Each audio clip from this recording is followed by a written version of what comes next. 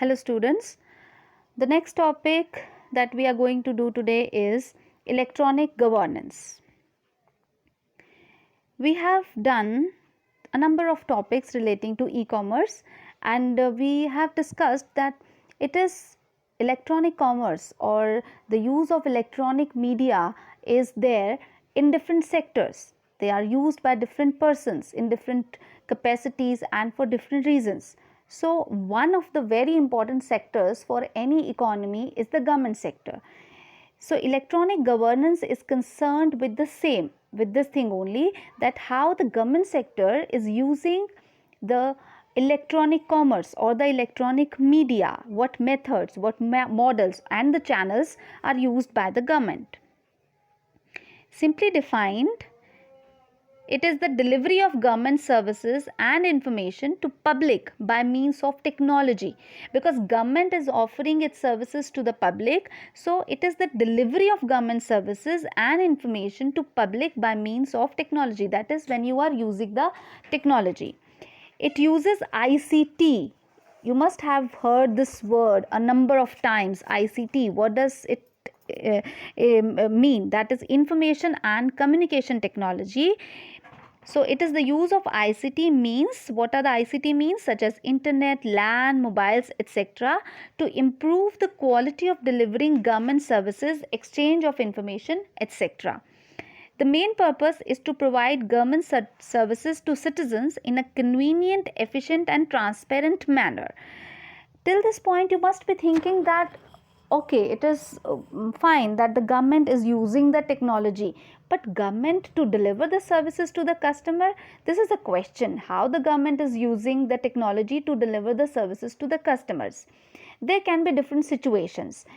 One situation can be government organizations. Okay, so they are using the technology to deliver the services just like the other organizations are using it. The only difference is they are regulated by the government and they are required to follow the laws which are framed by the government. So they are under the strict supervision of the government.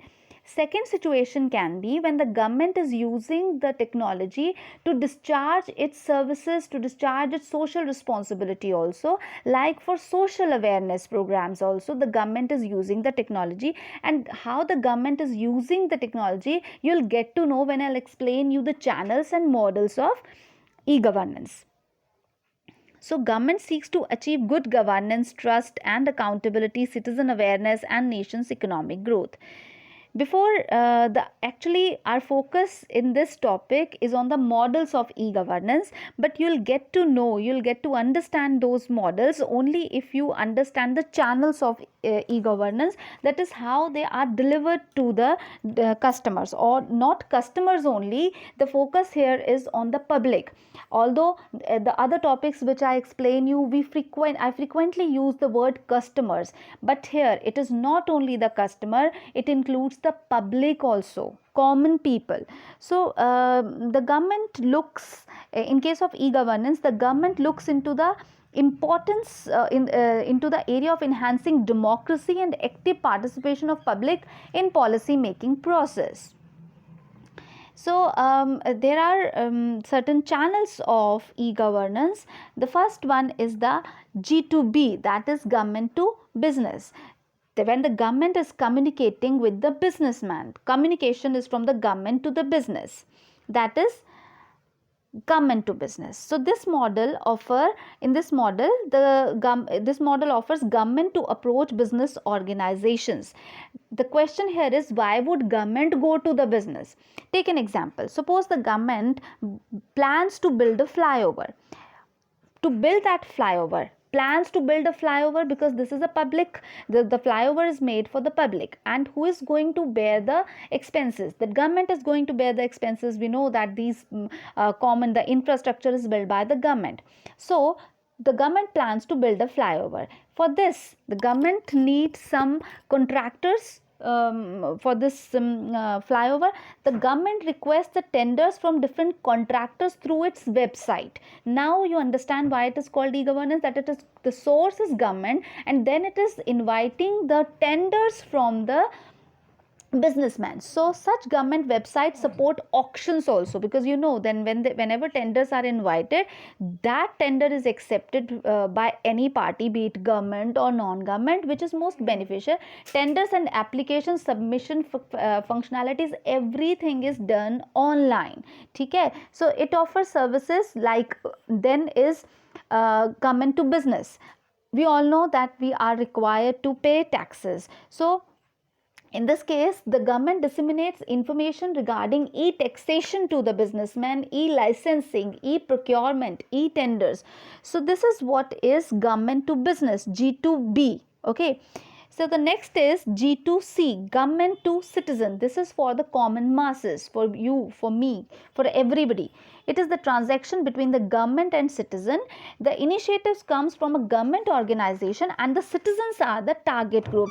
Now these citizens can be, the target group can be, just as I explained you, for any social measure also. This can be for any, you can say, for selling any product by the government agency. So it empowers the public with easy, speedy, cost efficient and real time information. For example, if the government wants to encourage the people, the prime minister introduced the Swachhata Abhiyan, or there are number of schemes which are introduced by the government. So when you want to convey this thing, or when you deal with the citizens, okay, suppose I want to take benefit of any scheme. Suppose I want to deposit any money, I want to take benefit of any scheme. Where would I get to know the scheme? The communication is from the government to the citizen.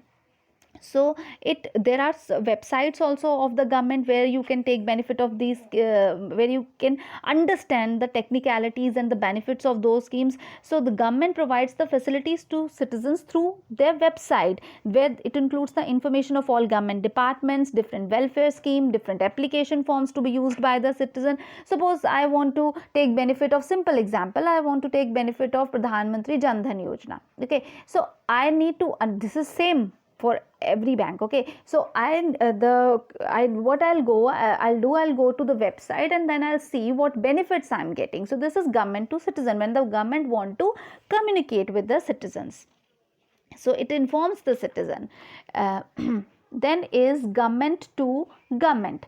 This is the communication or the interaction through online media between two government organization. It helps in communication between two organization, like there could be a situation of exchange of the documents, public sharing of public administration registers, any other thing. So this is between government to government, and this flow of information can be both horizontal as well as vertical. What happens in case of horizontal communication? That the interaction is between different government agencies, right? But in case of vertical, there are levels, so the interaction is between different levels within the same organization. Government to employee. It is online interaction through instantaneous communication tools between the government units and the employees. Suppose I'm working in any government agency, and the government is communicating with all the employees. It could be regarding the policies, training, learning opportunities, civil right laws, could be anything. So that is what is government to employees. It also includes maintaining the software for regarding the personal information of the employees, for the online training, for online conferences, everything. In fact, nowadays all the records are maintained online, the leaves of the employees, the salary payment records. So when the government keeps the online record of its employees, it is called government to employee. These are the stages of e-governance. That is, whenever any government organization plans to go for e-governance through, that is through the use of electronic media, what stages does it go through? The first one is computerization. Definitely, to start with anything, the basic requirement is the computerization. You need to have computers to get the benefit of electronic mode of dealing with the large public at large. Then is networking. In this phase, agencies and departments of various government organizations are connected through a hub which facilitates sharing of information and flow of data. Then is online presence. That is when you begin to maintain your websites to show your online presence. These websites contain all the information, the organization structure, the schemes, the policies, the benefits, publications, number of things. And then online interactivity. It is not sufficient that you maintain a website and then you just keep on putting all the information on the website. There has to be a platform for dealing with the public, for online interacting with the public, government entities and citizens, civil society. So it is online interactivity. Now, what are the applications of areas of e-commerce? E-commerce or e-governance, where you can use it. It could be used for commercial purposes, that is for income tax, custom duty, excise duty, etc. Utility payments, the bills that we pay, that is electricity, water, telephone, agriculture sector, in case of fertilizers, public information about the employment, like in case there is a vacancy in any government organization, that could be done through electronic media. Then is social services, like just as I explained you, there can be different schemes. So that is application areas of e-commerce. Now is the main topic, that is e-governance models. The models are the ways how you are, or the methods how you can deliver the services to the public at large. These are the models. We'll do these one by one. What is the difference in all these models? Each of these models exhibits several variations depending on the local situation, governance activities being carried out by them. This you will get to know that in each model there is a difference regarding the focus of the activities, the basic crux or the basic intent of all the or the basic methodology, that is the right thing. The basic methodology of all the models is different.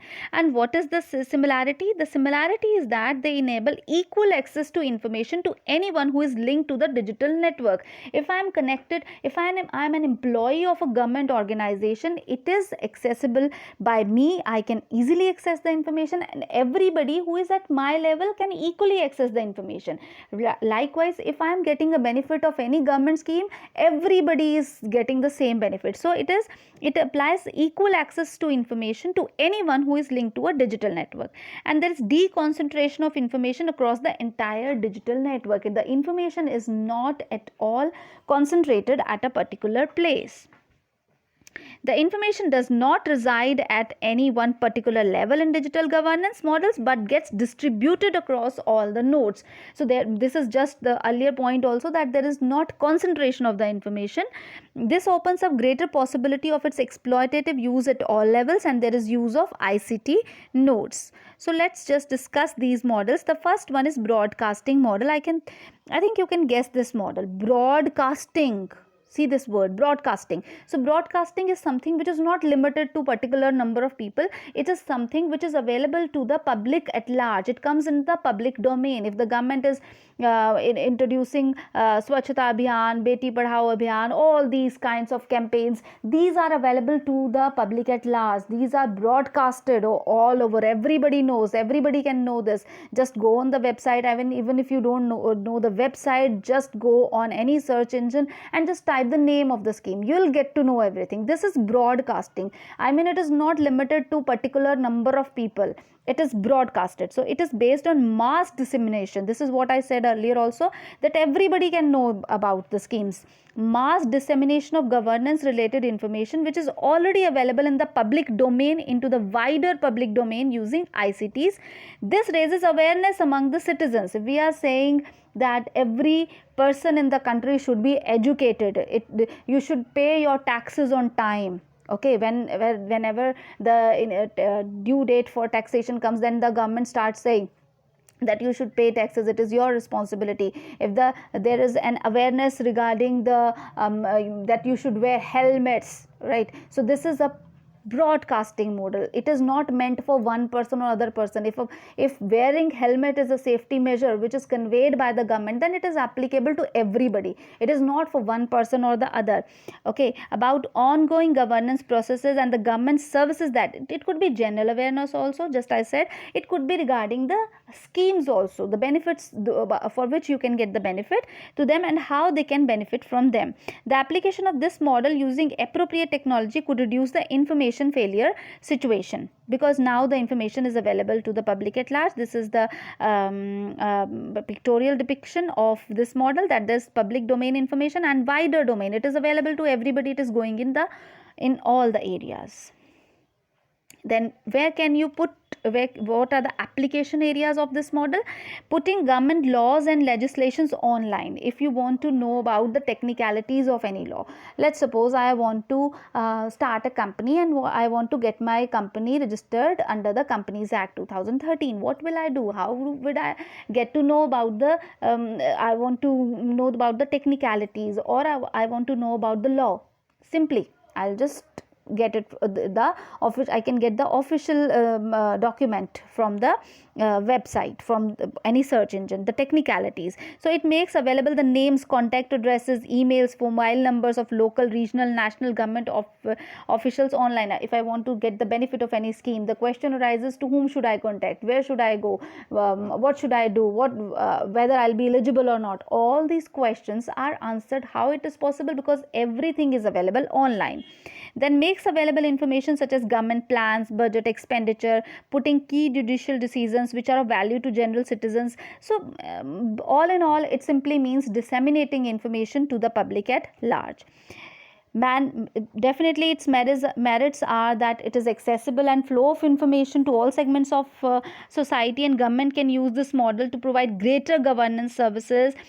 Demerits is that in situation of optimal ignorance, actually it is not a demerit, it is a problem. See, if I am giving you certain benefit, I'm giving you some privilege, let's say it this way, that I'm giving you some privilege.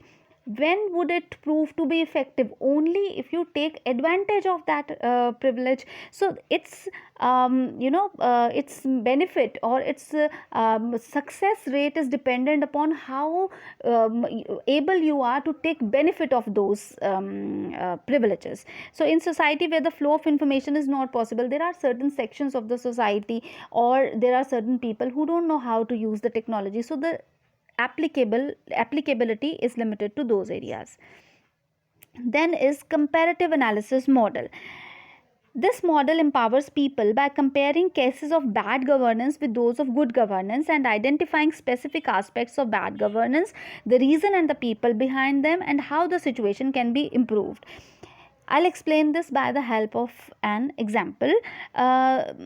Suppose the best example is whenever a new government comes, it always tries to make a comparison with what it has done as compared to the earlier government, right? So this is comparative analysis model. It tries to compare the bad governance with the good governance, that this was the employment rate. All this data is generated through the electronic media. This is done through technology. So this was the employment rate, this was the growth rate of population, this was GDP growth rate. So what you want to do, your focus is on comparing the two governance, comparing the two governments. So the comparison could be made over a time scale to get a snapshot of the past and present situation, or could be used to compare the effectiveness of an intervention by comparing two similar situations, that this was the situation, suppose there was depression or there was some unfavorable situation in the economy, this was the measures which was adopted by some other government, and this is the measure which our government is adopting. So the strength of the model is that infinite capacity of digital networks to store varied information and retrieve and transmit it instantly, because you have all the past information also and you have your records also, so you can compare it. This is the comparative analysis model, that this is public private domain of two things, and then you widely disseminate information. The purpose is, see here, the difference between this model and the broadcasting model is that is in broadcasting is general, but here you are comparing two. This model can be applied to learn from past policies and actions and deliver learning lessons, to evaluate the effectiveness of current policies, how well you are doing, and in case of legal decisions, also that suppose if there are certain amendments which are made in a law, so you can easily compare that earlier the law was not facilitating certain features, it was not that much appropriate in certain aspects, but now it is covering different aspects, and to evaluate the performance and track record of a particular decision maker. This is what I was talking about. Particularly the last point is about the government, when the government changes. Merits are that it is based upon existing set of information, and it is telling you, definitely you would like to compare when you want to show some kind of improvement. So watchguard organization and monitor groups can use this model to continuously track the governance past record and performance and compare with the different information. Demerits is that it requires your ability to analyze and bring out strong arguments. You cannot just compare two figures, you need to interpret the figure. There lies the talent, to interpret the figures. You can't compare two figures in isolation. You need to see the situation also, that what was the situation prevailing. You can make the comparison only if two situations are same. So it proves to be ineffective in case there is absence of a strong civil society interest and public memory, which is definitely very much essential to force decision makers to improve existing governance practices. Then is critical flow model. Now this model is based on broadcasting information of critical value to targeted audience using ICT and other tools. Target audience may include media, affected parties, opposition parties, judicial bench, independent investigators, or the general public. This thing, critical flow model, means when you are passing on some critical information or some important information to some important parties, to like the second point would make it more clear. Suppose those who would divulge such information could include upright officials and workers, whistleblowers, affected parties, and those who were themselves involved in bad governance practices but have now changed their minds or may wish to trade such information for linear punishments. Suppose somebody has done something wrong and that person belonged to the government agency or a government official only, and now he wants that he wants to come out of that situation, that the person passes on. There could be whistleblower also. Whistleblower is someone who discloses, who blows the whistle. So the person can use this model. This is called as critical flow of information. This is the critical flow information, that it is going from private domain to the targeted domain. Earlier we were doing public, it is going from the private domain information, that is the information is available with me only, right, as if I want to tell something to someone. So the model requires a foresight of understanding the critical and use value of a particular information set. So how critical or important the information is, how or from where this information could be obtained. It could be about you also, it could be about someone or other also, just as I told you, a whistleblower. Application, it can be applied making available corruption related data about a particular ministry, division, official online to its electoral constituency or to concerned regulatory body. Suppose there is some corruption which is going on, so you can use electronic media. Simply, it is not, e-governance is not using very complicated methods or channels of delivering the services to the public. It is simply when you use electronic media, and just as I explained you, it could be from government to consumer also. So whenever any person is government, because the government is using the electronic media, suppose I am writing a mail to the government to complain about somebody, that is also a part of e-governance. How it has become possible? Because the government is using technology. So it is also used making available research studies, inquiry reports, impact studies commissioned by the government or independent commission to the affected parties. Critical information is, don't take it as something which is used in case of negative sense only. Suppose if you go to the website of RBI, there is whole lot of data about the economy, about the banks, there are statistical reports, so they are publishing this. This is the critical information which is required by any economy. making human rights violation cases violation free available to judiciary, NGOs and concerned citizens. The merit is that the model is more directed and evolved. Different organizations can use it differently depending on the aspect of governance. And this model corrects information failure, raising awareness about the bad governance, because everybody knows that if something they are doing something wrong, then this can be accounted. They can be accounted for. E-advocacy model, this is also known as mobilization and lobbying model. It is based on setting up a planned directed flow of information to build strong virtual alliances to complement actions in the real world. The word here is alliances, virtual alliances. When you want to or when you make an endeavor to have virtual or online alliances with other agencies, it is called e-advocacy model. So virtual communities, virtual means online, right? So virtual communities are formed which share similar values and concerns, and these communities in turn link up with or support real life groups. It builds the momentum of real world processes. So it is concerned with building some online community where you can exchange the information. This is the model. These communities of, just as we have some communities in social networking site also, so you make some communities of which are of common interest, and then you disseminate the information.